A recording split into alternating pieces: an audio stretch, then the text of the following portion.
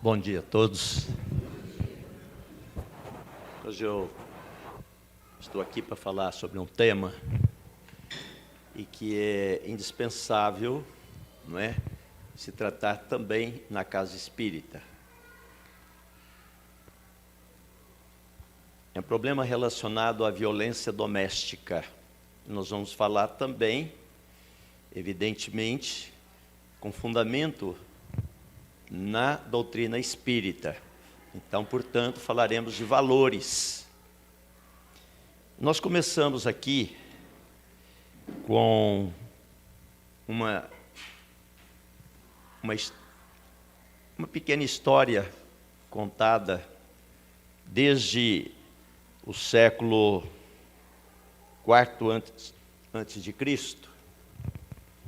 E Licurgo, que era um orador ateniense, ele foi encarregado de apresentar uma ideia pedagógica para a prevenção, ao mesmo tempo, da violência e, acima de tudo, com foco na formação educacional. Ele então pediu um prazo aí de 90 dias para que ele pudesse melhor estruturar os elementos integrantes do que ele ia falar, para que pudesse pelo menos semear um pouco da educação indispensável àquelas gentes. E depois de 90 dias, ele se apresentou de público. E, para a estranheza de todos, ele levou 2 cães, ou mastins, e 2 coelhos. E aí, da primeira iniciativa, ele soltou, que estava numa gaiola, um coelho. Em seguida, soltou da outra gaiola um cão. E aí esse cão saiu correndo atrás do coelho, que em disparada procurava sobrevivência, mas não teve como. E o mastim acabou rasgando em pedaços aquele coelho, e o levou à morte rapidamente. Então ficou aquela imagem sanguinolenta no espaço e que ninguém entendeu. Ele vem falar sobre violência, falar sobre educação, e apresenta um exemplo desse que tanto fere a alma humana, principalmente das pessoas mais sensíveis. E ele então deu um prazo de alguns minutos para que os presentes se recompusessem, e, para surpresa de todos, ele soltou o segundo coelho. Depois de soltar o segundo, soltou outro cão. E todo mundo ficou num estado de estupefação, receosos de que a primeira cena desagradável, forte, fosse repetir. Mas, para surpresa de todos, o cão e o coelho passaram a brincar naquele espaço. E brincaram,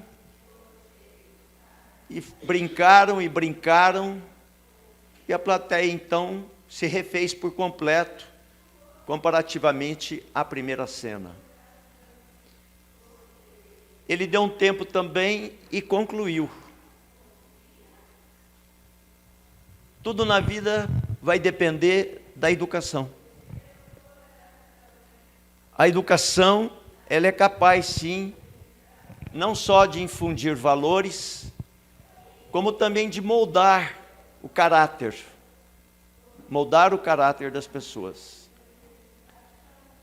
Hoje, nós temos a neuroplasticidade, que informa, com fundamentos científicos, que o nosso cérebro, ele é capaz de se modificar.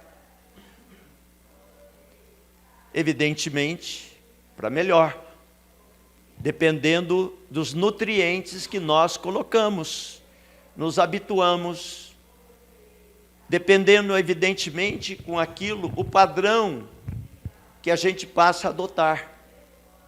O padrão mental,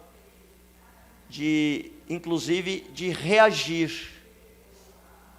São os famosos impulsos sob controle ou sem controle.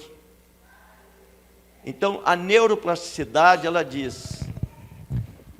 Existe uma psiquiatra suíça, já desencarnada, Elisabeth Kübler-Ross, e ela diz que a formação da nossa personalidade se dá até a última gota da nossa vida aqui na Terra. Veja que interessante, o que é a identidade de cada um. Então, a formação da nossa personalidade se dá até a última gota da nossa presença aqui na Terra. Para que a gente possa melhorar os padrões que habitam o nosso cérebro, a necessidade de esforço e perseverança. A comodidade, ela é ultrajante.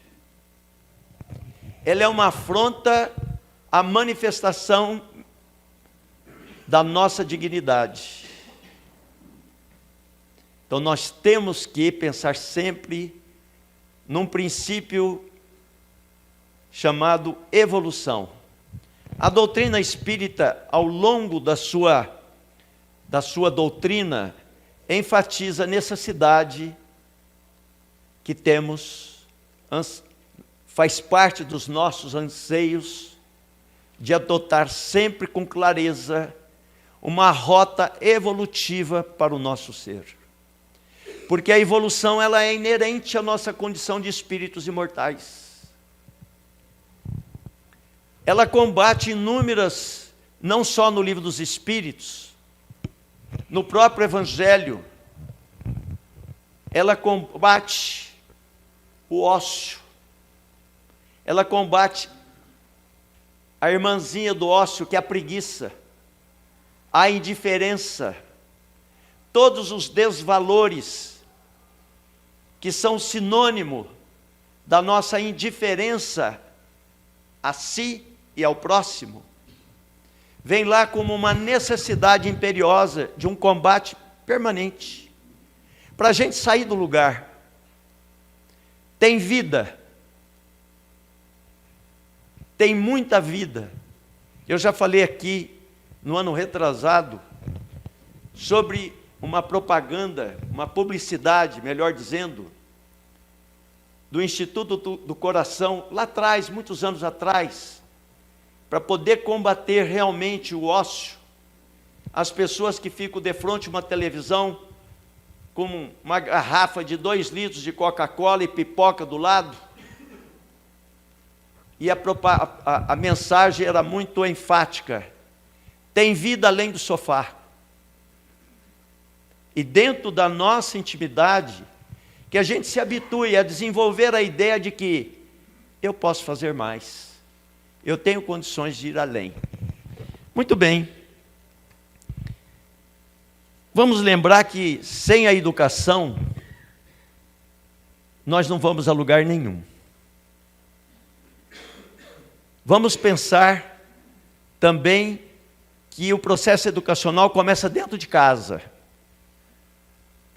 Quando há negligência no processo educacional, quando nós delegamos a educação para terceiros, nós estamos cometendo um crime íntimo de conteúdo moral, de conteúdo espiritual, porque nós não estamos ministrando a educação dentro de princípios razoáveis. Então, o lar se destina inicialmente a isso, a educar. Mas e pessoas pobres? É? Desde quando isso é privativo de pessoas que têm posses mais significativas? O processo educacional é da responsabilidade de todos. não depende de governo. Depende do governo do lar, que compete ao casal. Então, a responsabilidade para com os filhos é fundamental para que esse quadro que nós vamos contar aqui para vocês seja alterado. Não existe fórmula mais apropriada do que exercer o bom combate durante toda a vida naquela sublime mensagem de Paulo de Tarso. Interessante que a ideia de educar desde o começo começou na paideia, que era uma proposta filosófica lá de trás, e que foi cultivada por grandes homens, obviamente espíritos superiores que reencarnaram na Terra. Então nós tivemos Pitágoras, nós tivemos Platão, nós tivemos Sócrates, nós tivemos os grandes espíritos luminares que antecederam quase 400 anos antes de Cristo, a ideia da paideia, que representava o quê? A necessidade da educação integral na infância e na adolescência, né? Voltado para a formação ética, intelectual, física e moral do cidadão. Olha os valores. Então, lá na paideia, no momento presente, parece que a gente sente que houve uma espécie de retrocesso. É como se nós estivéssemos suspendendo a necessidade disso. A falta de controle dos próprios pais hoje, em cima das telas que os filhos utilizam, é um sintoma grave. Eu já contei para vocês que eu tive um caso, na condição de juiz da família e sucessões, há 33 anos que eu atuo só em São Carlos, e na família, ao longo desse período, e na vara especializada já faz 11 anos, em que a mãe, ela estava reivindicando ali numa audiência, cobrando que o pai ficou de dar um celular caríssimo para o filhinho de 3 anos de idade. É de murmurar, para não poder reclamar. 3 anos de idade e era um celular de última geração. Essas coisas precisam ser coibidas. E nós, então, explicamos para aquela mãe. Eu não sei se entrou por aqui e saiu deste lado, mas a mensagem foi semeada. A ideia foi semeada. A Inglaterra, ou melhor dizendo, a Grã-Bretanha, já emitiu uma lei de que redes sociais só para maiores de 16 anos. Entra em vigor o próximo ano. O chinês, só depois dos 12. Filho do Bill Gates, só depois dos 14 anos. Se eles são os papas nessa área, eles sabem muito bem por quê. As pesquisas científicas informam que o nosso conteúdo cognitivo reduziu nos últimos anos, por conta da comodidade decorrente da entrega das redes sociais a todos, principalmente para crianças e para adultos. Recentemente eu tive um caso em que a mãe, jovem, disse que precisou se valer de uma psicóloga para fazer terapia com a criança de 1 ano e 4 meses. É um negócio de... Por dentro, a gente pode chorar. Falar, Jesus, põe a mão. Quem está precisando de terapia é a mãe, não é a criança. Aliás, ela precisa de uma reconfiguração. Que nada educa melhor do que o amor. Os limites. Nada como infundir ideias que levam o ser a desenvolver habilidade social. O celular, as telas, elas não ensinam nem valores e nem o cuidado, nem a prudência, nem enxergar o ser, se interessar, colocá-lo visível nos seus sentimentos. Ela é superficial. Nós temos a Associação Brasileira de Pediatria dizendo que lá pelos 12 anos por aí é que nós poderíamos, desde que alicerçados aqui atrás, oferecer o celular para pesquisas e tudo mais. Mais inteligente ainda o Reino Unido com essa nova proposta. Então vamos lá. Só no ano passado nós tivemos mais de 6.800 casos envolvendo feminicídio na forma consumada ou na forma tentada. Em São Carlos, para vocês terem uma ideia, nós ouvimos de juízes criminais, são 3, recentemente numa reunião com a corregedora, doutora Silvia Rocha, eles afirmaram que praticamente 60% dos casos que eles têm recebido se referem à violência doméstica. Eu e meu colega da 2ª Vara da Família, nós recebemos por mês, em média, 200, 210, 220 novos processos, cada um. 30% envolve violência doméstica.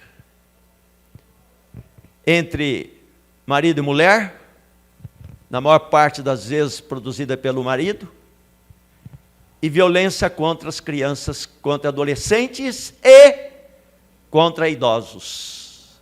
E contra idosos. Famoso etarismo. E contra idosos. Isso diz que nós precisamos urgentemente insistir num processo global de reeducação.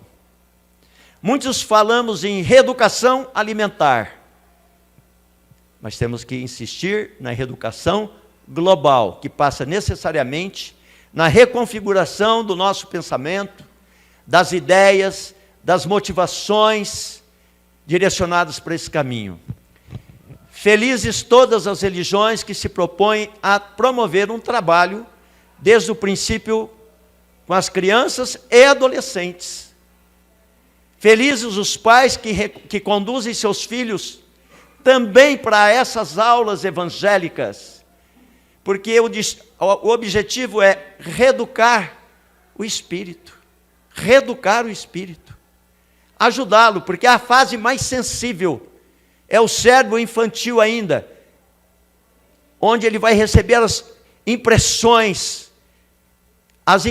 mais salutares para a melhoria do sentimento, das propostas de vida. Então vamos lá.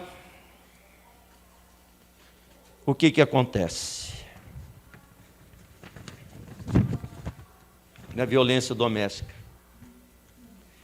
A violência doméstica, e aqui eu vou inicialmente falar do trato entre um casal, que inclui também casais homossexuais. Óbvio. Nós já vimos de tudo nessa área. De tudo não. O mundo tem muito ainda para mostrar. Imagine num relacionamento a dois, o processo de intimidação. Quando há intimidação, ali a gente já sente que tem alguma coisa errada. Os dois, essa é a presunção, se uniram para tecerem o amor, para se construírem nesse pábulo das almas, nesse alimento essencial do espírito. Quando nós nos alimentamos, a gente saboreia o amor, o nosso espírito enche de graça. Ele não vem na forma de uma roupa bonita, de um carro último tipo, nem das propriedades que se dispõem ao infinito. Mas quando a gente sente a presença do amor, a gente intimamente agradece por estarmos vivenciando um dos pontos mais elevados da magnitude espiritual, das culminâncias de um espírito. Abuso emocional. No relacionamento a dois, quando existe isso, é quando ele coloca a parceira para baixo. Ele chega a fazer com que ela até passe a pensar se ela realmente tem sanidade mental. Ele utiliza uma estratégia de jogos mentais para expô-la a essa situação de recuo. Outro item é o famoso isolamento. É o controle integral, né? É com quem você fala, o que você lê, onde você vai, o que você está colocando aí no celular, o que você está veiculando pelas redes, né? E aí ele usa o ciúme para justificar suas atitudes e limita os contatos externos. E isso muitas vezes se dá de forma recíproca, porque existe também um percentual bem inferior aos homens da violência da mulher contra o homem. Nós já tivemos vários casos da violência da mulher contra o homem. E o controle é total, é integral. Muito bem. O agressor minimiza, nega e culpa.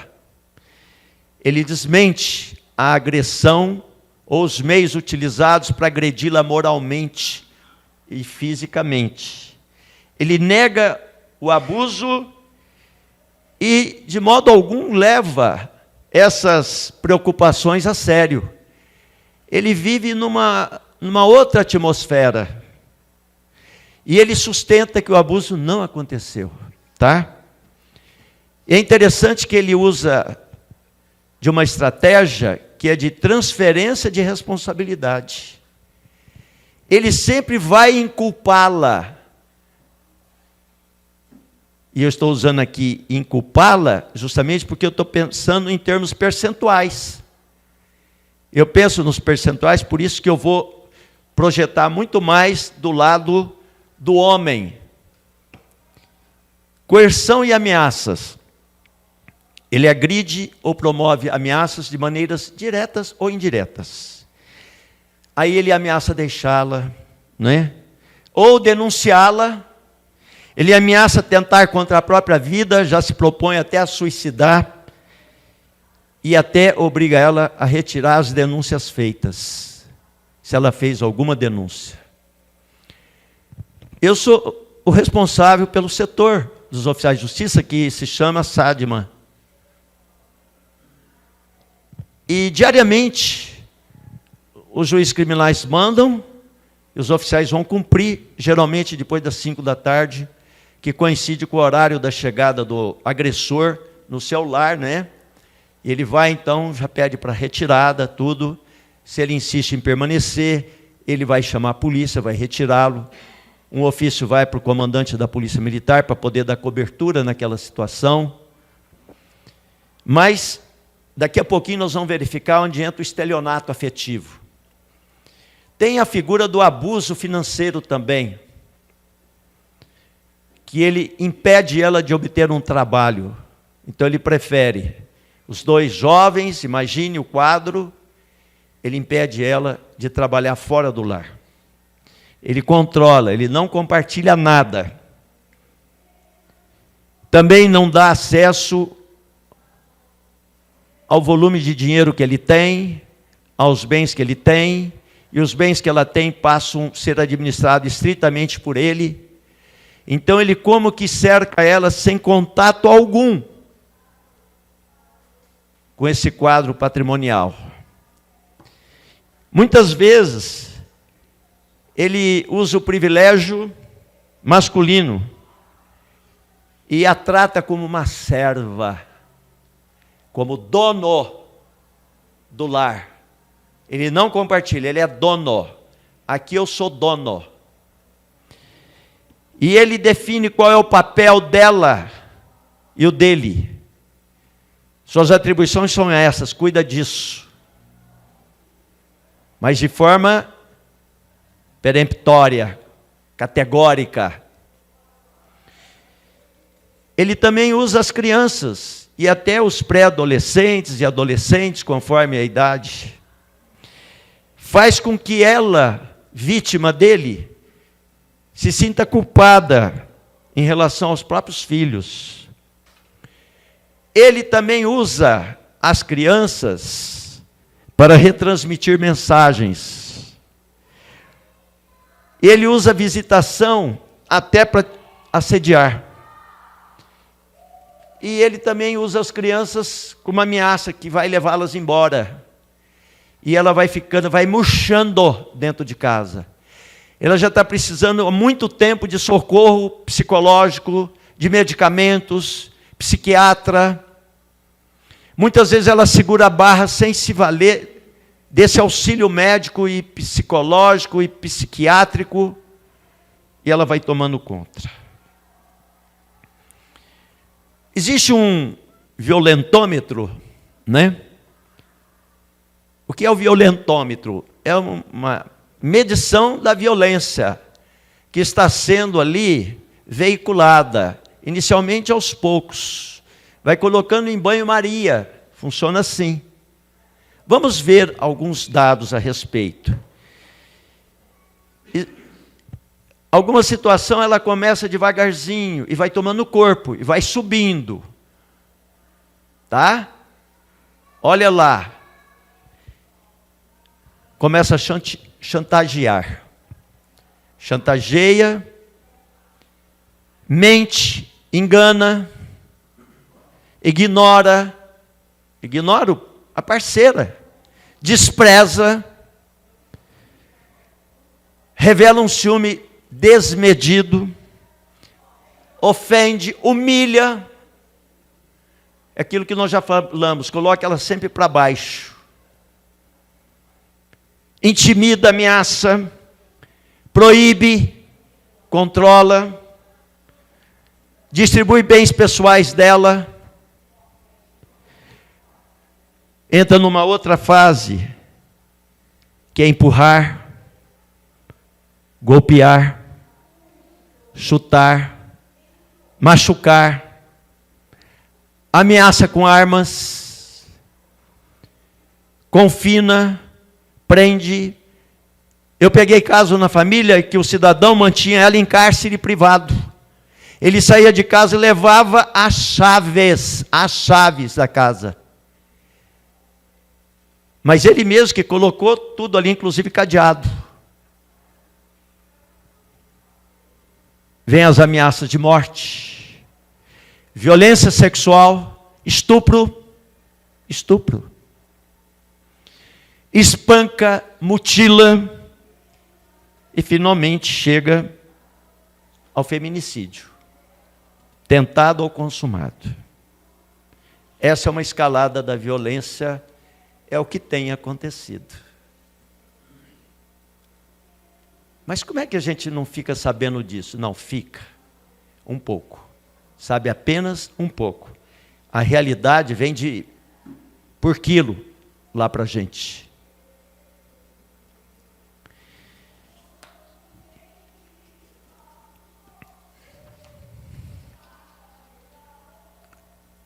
Dá para perceber que seu namorado é violento? Se você ainda namora? Pode ser que sim, pode ser que não.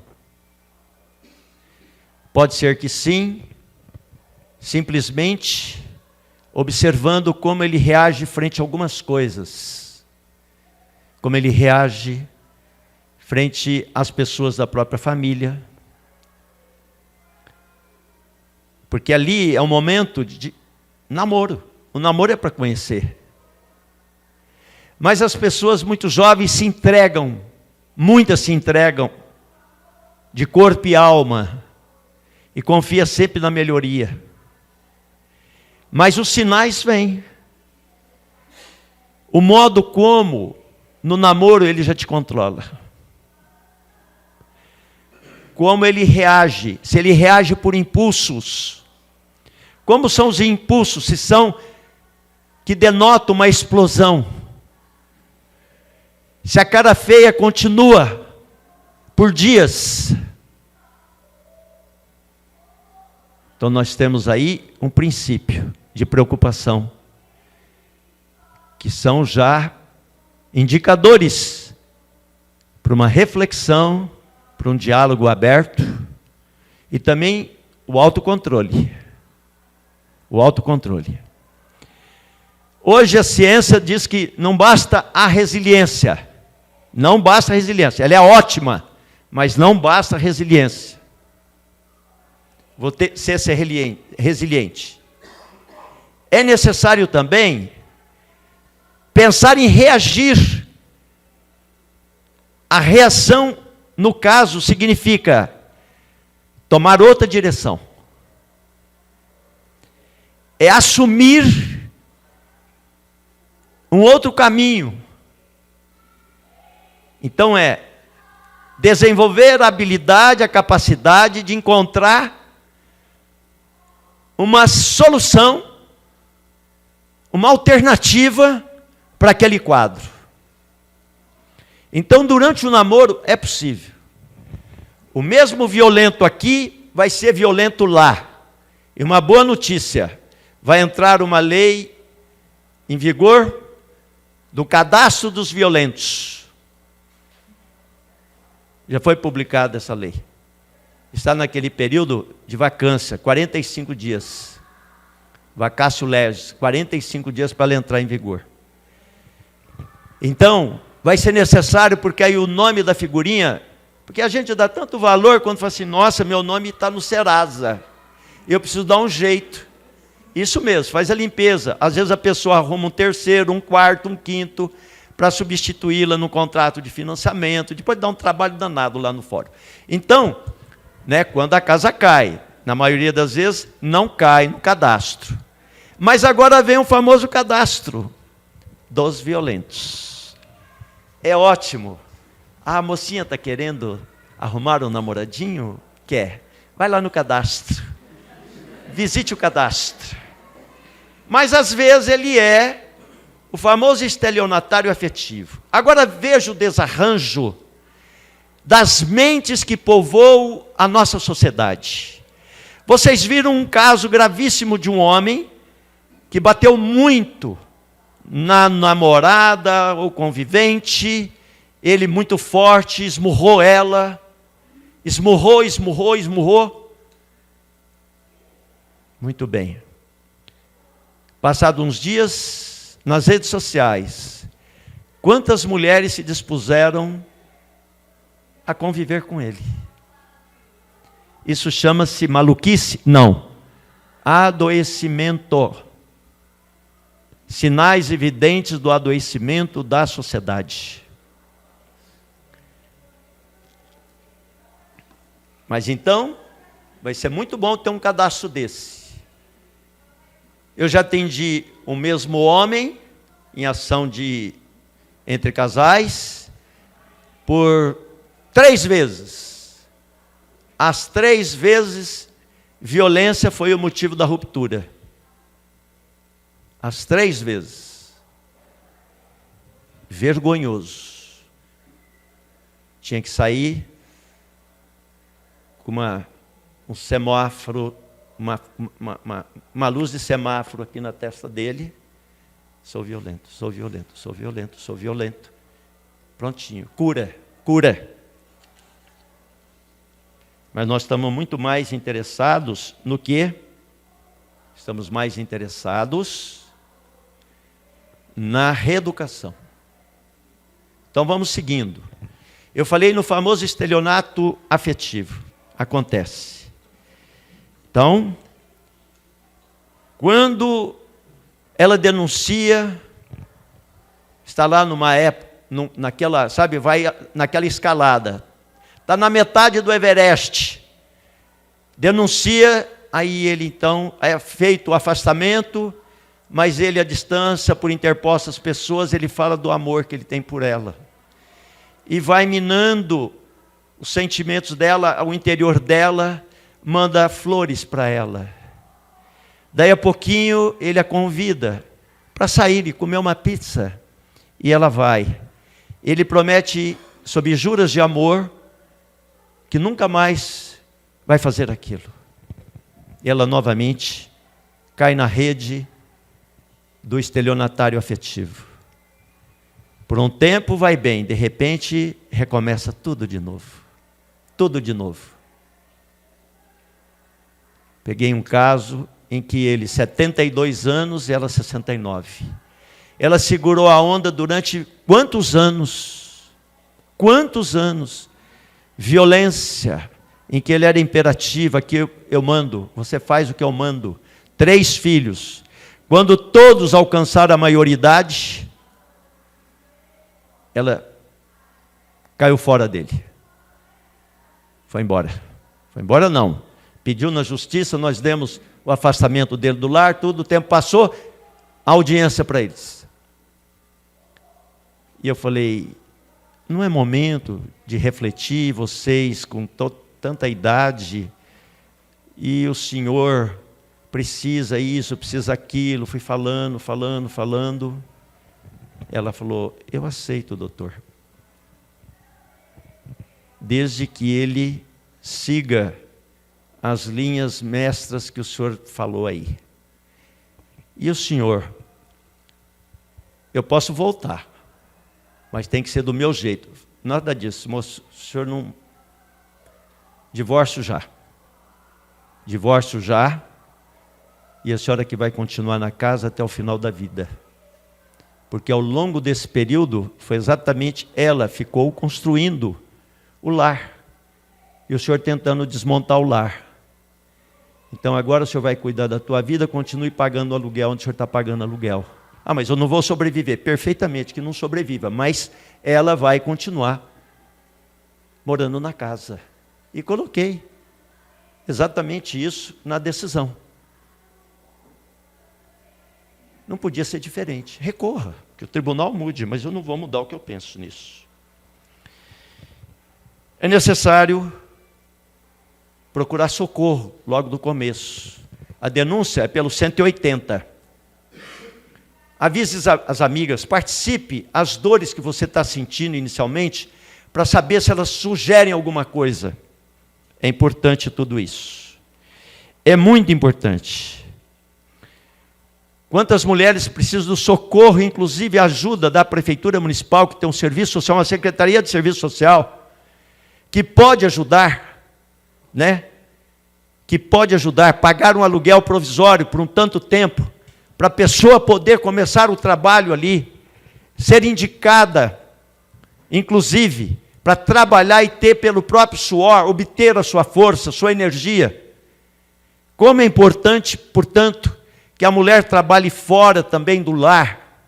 Isso é importante, justamente porque, para ela poder sentir o sopro da independência. Está no início da vida, cheio de projetos, ele que os interrompeu, por conta dos impulsos negativos. Tá bom. E onde entra o Espiritismo na conversa? O Espiritismo está alicerçado em todos os fundamentos cristãos. As mensagens de Jesus, elas são pérolas espirituais para todos nós. Quando se diz para a gente ser pacífico, é com essa intenção.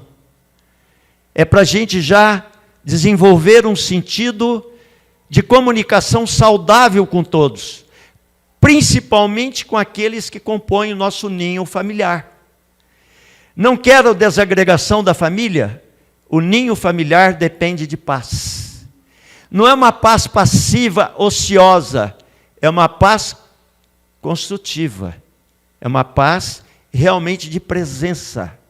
Quando se fala presença, vai o revestimento que é de natureza espiritual. Dentro de casa, a bondade, o trato afável, respeitoso, amigo, a conversa a dois, a solidariedade, a troca das melhores impressões no dia a dia, fazem parte de um cardápio que vai oferecer para aquele casal e para o lar motivação para uma contínua construção. A projeção disso na vida dos filhos é instantânea. É um sangue espiritual que circula e se comunica para todas essas regiões constituídas, cada região de um filho. Cada filho é diferente do outro. Então, a educação depende muito mais do que fazemos, do que falamos. Muito mais. Isso já é um enunciado clássico de vida. Queremos comunicar coisas boas para os nossos filhos, é o que fazemos. É menos do que o que falamos. O que fazemos acompanhado do que falamos, dá certo. É uma dupla que dá certo. Sem discursos moralistas. É aquilo que é inoculado no dia a dia. Isso é o que importa. Amigas estão precisando de socorro? Se coloquem de forma discreta para os aconselhamentos objetivos, suaves, sem partir para as fofocas,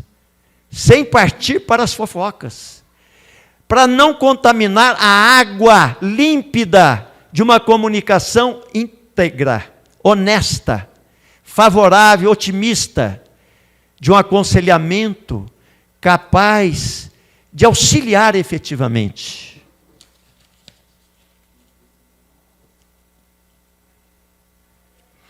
Nós vamos olhar no Evangelho segundo o Espiritismo o significado dos valores, dos atributos. Está lá no Evangelho e no Livro dos Espíritos. Generosidade é ótimo para combater individualismo. Então, a bondade no coração é um investimento que se faz desde o princípio. É estimular o filho a ser mais desapegado com os brinquedos. É estimular os filhos a conviver com todos. Quando surge uma figura de bullying, explicar para o filho o comportamento. Faz a diferença. Isso é educação, é sedimento por sedimento. Imagine uma rocha. Hoje de manhã eu estava lendo o livro Fonte de Luz. Emmanuel, pela psicografia de Chico Xavier.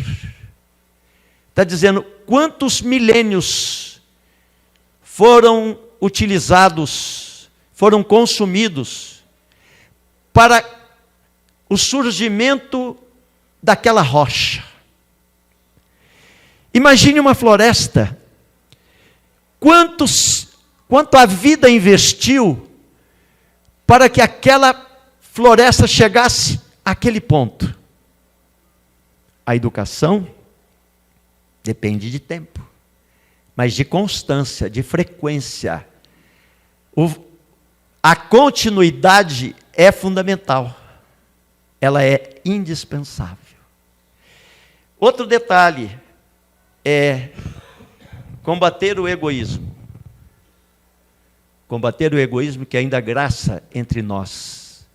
E dentro de casa é necessário ajudar os filhos a compartilhar muito mais, para evitar que ele exacerbe esse defeito ainda espiritual que ele pode estar carregando e que nós, de algum modo, carregamos também uma quantidade deles.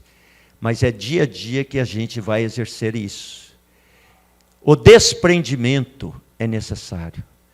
Hoje existe teoria sobre a essencialidade. O que é essencial? Cuide do que é essencial. A acumulação, ela é inapropriada. Inapropriada. Então, é importante que a gente cuide muito bem dos filhos que a vida nos entregou. No livro dos Espíritos, pais, olhem lá o que diz sobre a paternidade. É uma missão. A maternidade é uma missão. Não é ser fêmea, não basta ser fêmea, tem que ser mãe. Fêmea é algo que está muito agregado à ideia instintiva densa. Ser só fêmea, ser mãe, ser pai. A masculinidade é uma coisa. Agora, simplesmente intensificar a parte instintiva, de modo a sobrepor-se a tudo e fazer com que a violência se exteriorize, é um engodo, um autoengodo, é alguma coisa que contamina o eu. Então, para que a gente possa encerrar, a gente vai lembrar das escolas também. Sejam atentos às escolas de seus filhos. É muito importante saber participar das reuniões escolares, participar logo no início do projeto educacional daquela escola. Vai procurar uma outra escola para a mudança do filho, procure saber qual é o projeto educacional. Grave aquilo que for falado. Tem prova. Se grava tanta besteira, o que é essencial precisa ser documentado. De preferência que por escrito, que a escola possa fazer isso. Eu vou trazer aqui para vocês o pensamento do Edgar Morin, que é uma referência na área pedagógica. Olha o que ele diz numa das obras-primas dele. Podem consultar, quem é pedagogo aqui, quem é professor, já leu Edgar Morin. Ele diz o seguinte: A Religião dos Saberes é o nome do livro, por sinal. Ele diz que a função insubstituível da escola secundária é a de dar aos adolescentes, aqui ele já está falando os adolescentes, os elementos e as referências essenciais, e não só para a vida profissional, mas para a vida de relações pessoais, a vida íntima, o uso sensível e prudente dos lazeres.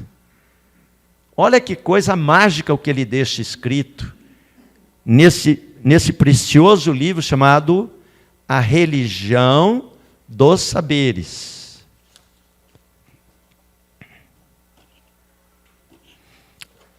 No Livro dos Espíritos, nós vamos encontrar algumas referências muito fortes de Kardec, trabalhando em cima das respostas que os Espíritos deram.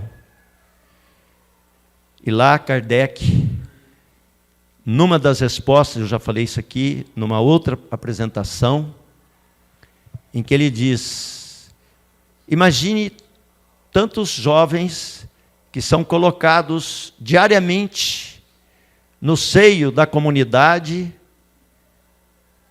sem limites, sem educação. ele faz essa chamada para todos nós. A importância disso. O nosso lar não é apenas lá onde está constituído nossas relações imediatas. O nosso lar vai além. Se pudermos participar de instituições que cuidam das crianças, de adolescentes, se apresente, dê o seu quinhão, naquilo que você sabe, naquilo que você é capaz, que seja por 1 hora na semana, mas você vai ter a sensação gostosa de sair dali como algo bem feito. Estou participando de uma sociedade melhor, uma sociedade feliz. Tá? E com isso, nós vamos colocar sentido na nossa vida. Importante é isso. É o Viktor Frankl. Ele diz sempre para a gente colocar sentido na nossa vida. É aquilo que vai refrigerar a nossa alma. São aquelas sensações gostosas que vão se movimentar entre o cérebro e o coração. Coração e cérebro. É isso que vai proporcionar nós, até o final dessa reencarnação, né? Vai nos proporcionar um avanço melhor nos valores que nós estamos trabalhando. Nós não viemos nesta vida para resolver todas as nossas pendências. Nós viemos nessa vida para acumular mais valores, para a gente poder merecer participar de núcleos produtivos sob o prisma educacional, sob o prisma afetivo, sob o prisma da presença, uma presença forte, intensa, para melhoria ou infundir melhoria também nas pessoas que precisam de melhorias. Como nós sempre vamos receber também essas influências de outros espíritos encarnados que já trazem consigo valores muito densos, importantes, significativos, e que se comunicam com facilidade à nossa alma, ao nosso ser. Eles como que procuram nos ajudar de modo que a gente redirecione o nosso pensamento porque é essencial.